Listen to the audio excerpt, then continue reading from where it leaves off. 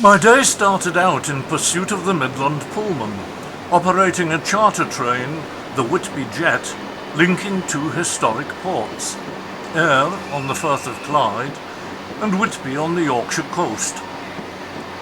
The train would pass within half a mile of my home, but at a time when it would still be dark, so I took an early train to Carlisle to film it in the fierce low sunlight. With about 11 hours before its return, and a weather forecast promising a glorious day for the Solway Firth, I opted for a day filming along the spectacular Cumbrian Coast railway line. As well as a camera and tripod, I'm carrying 2 drones, their controllers, and an ample supply of batteries. A heavy, bulky load. I plan to film at Harrington, take the train to Parton and walk the coastal path to Whitehaven, filming along the way. From Whitehaven I'll take the train to St. Bees and finish the day filming there.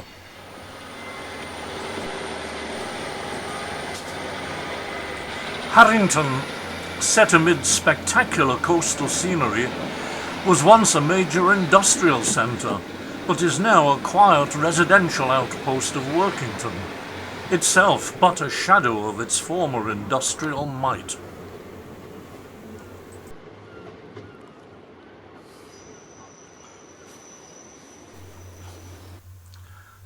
Here are 3 scenes from the Second World War, showing vital wartime manufacturing,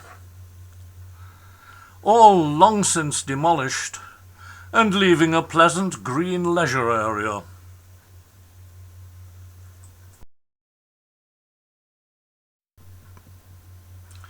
This 1951 view of Harrington Junction on the Cleator and Workington Junction Railway gives some idea of the extent of industry and railways in this area in the recent past.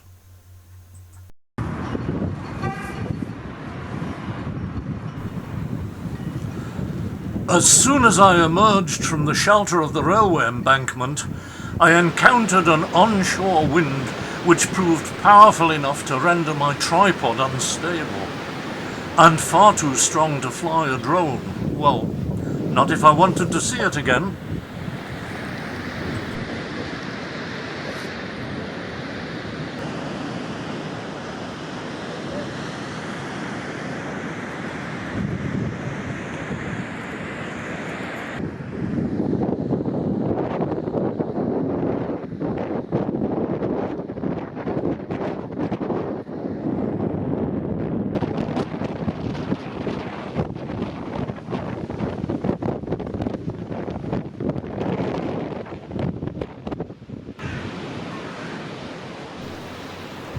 Nothing for it but to head back to the station and do a rethink.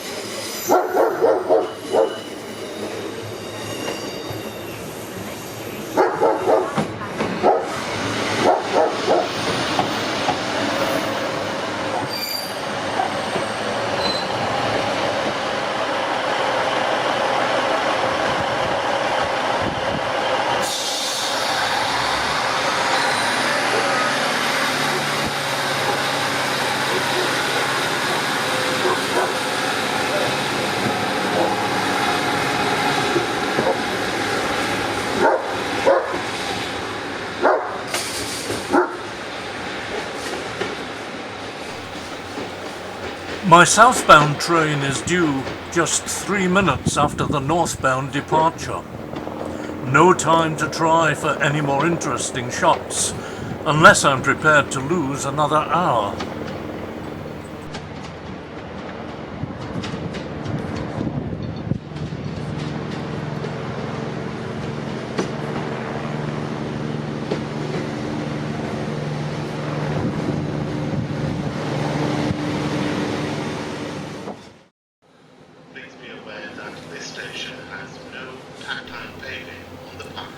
Since I can't fly the drone in this wind, I'll forego the stop at Parton and the walk to Whitehaven. Let the train take the strain.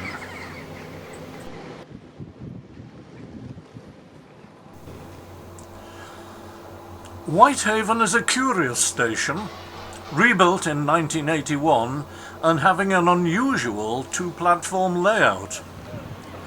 Although during the daytime this is a stopping point on the Carlisle to Barrow-in-Furness route, with occasional trains continuing all the way to Lancaster, in the evening it is the terminus for trains from Carlisle. These trains run into the dead-end Platform 1, whilst through trains take the curve to the right, leading into the single-tracked Whitehaven Tunnel.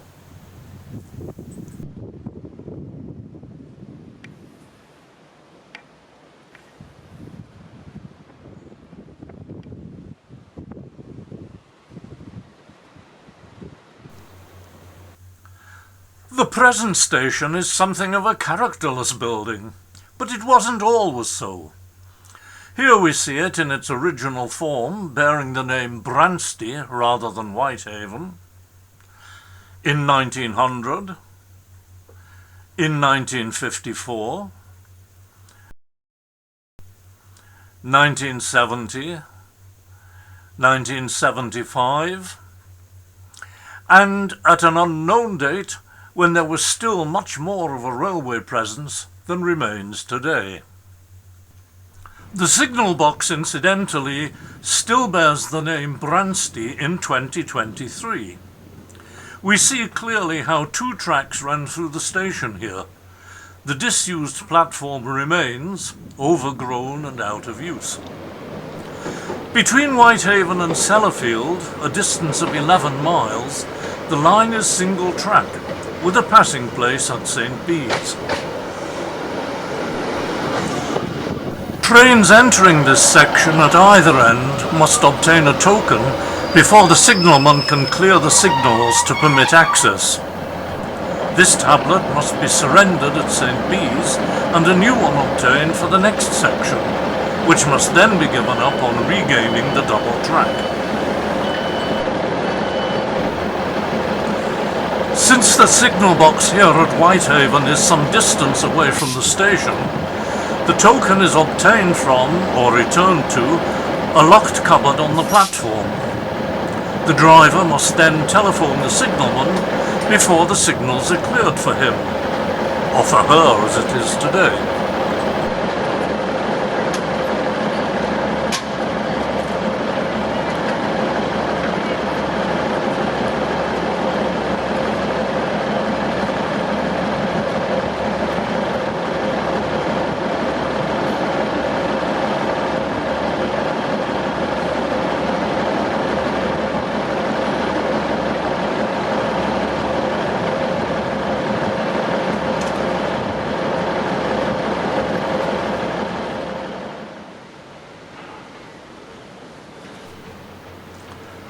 This routine must be carried out by every train arriving or departing.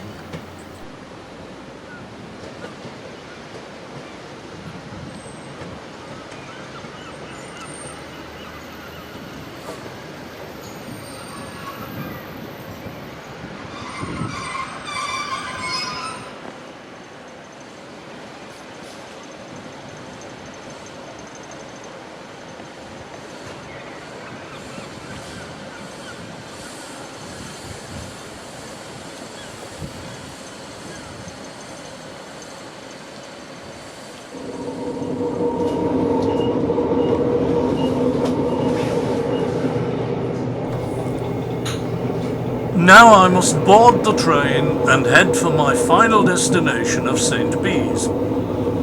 After travelling through the nearly 1 mile long tunnel under Crow Park, we emerge at the wonderfully named Corkicle, before running inland behind St. Bees Head.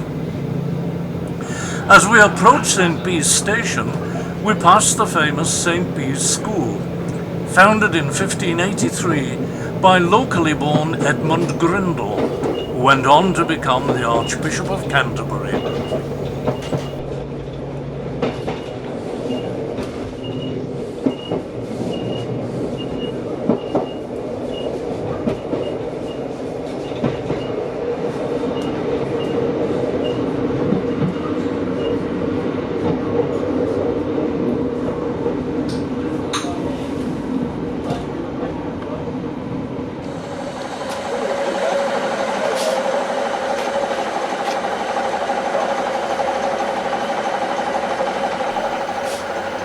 The driver heads off to hand over the token from Whitehaven and waits for the incoming northbound train, whose driver will do likewise with the token from Sellafield. Both tokens must be inserted into the signal box machine before the trains can be cleared to proceed on their journeys.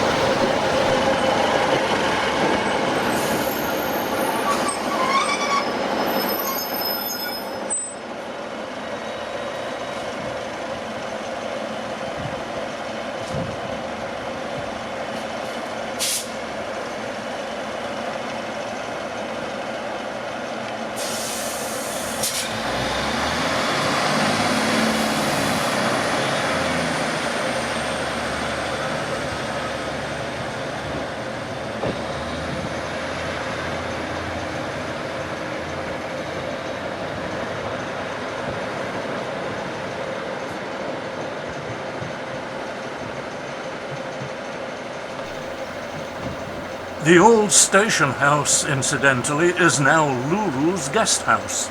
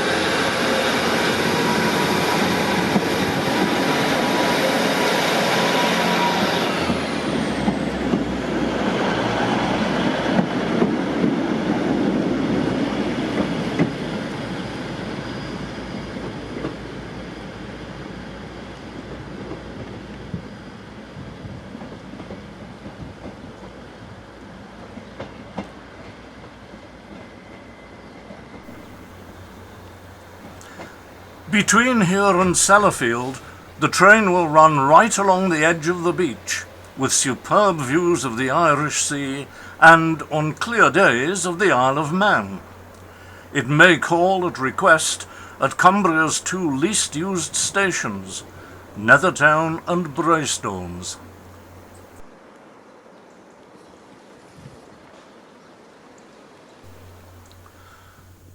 Only one road, the B5345, passes through St. Bees.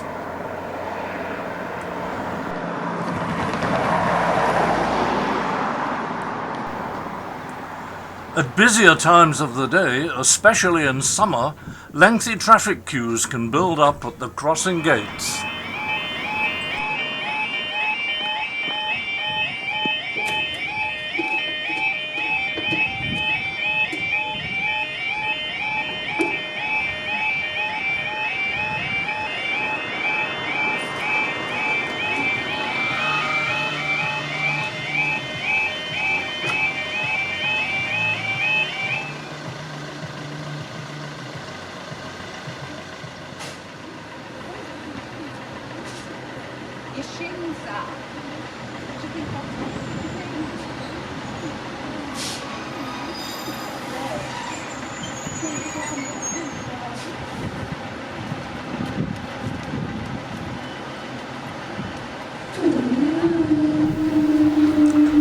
A northbound train arrives from Barrow.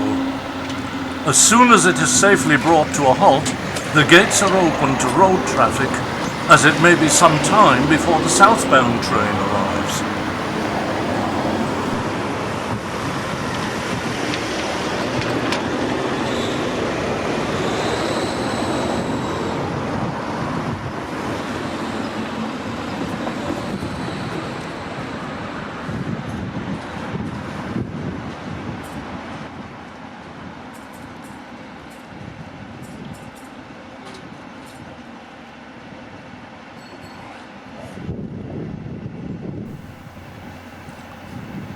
The driver has handed over the token from Sellafield to the signalman and must now wait patiently.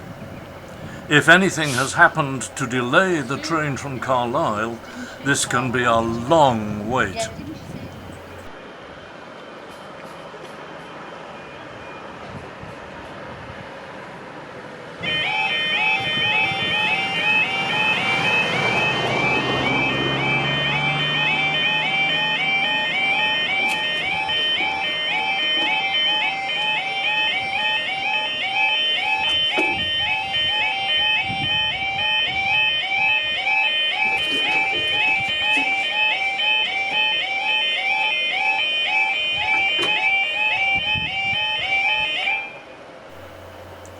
Several minutes pass by before...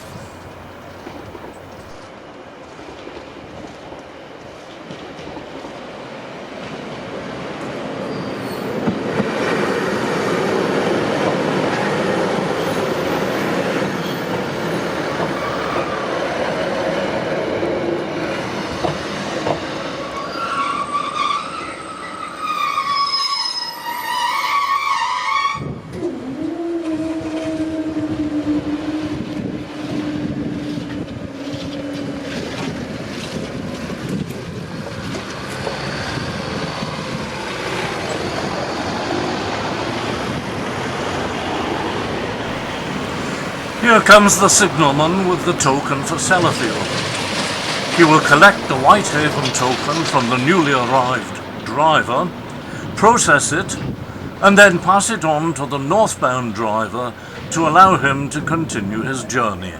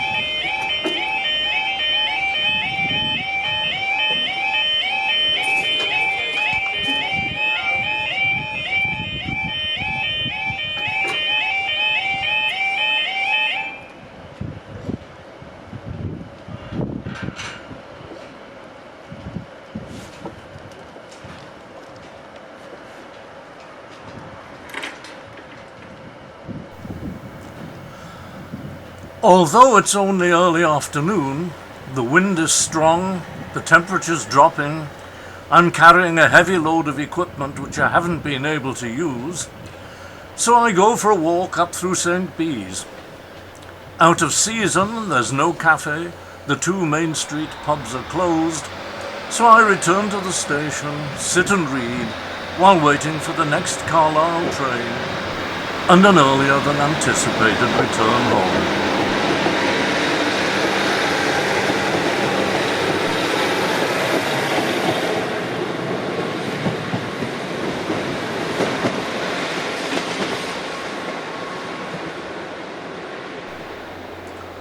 Thanks for watching, and here's to the next time.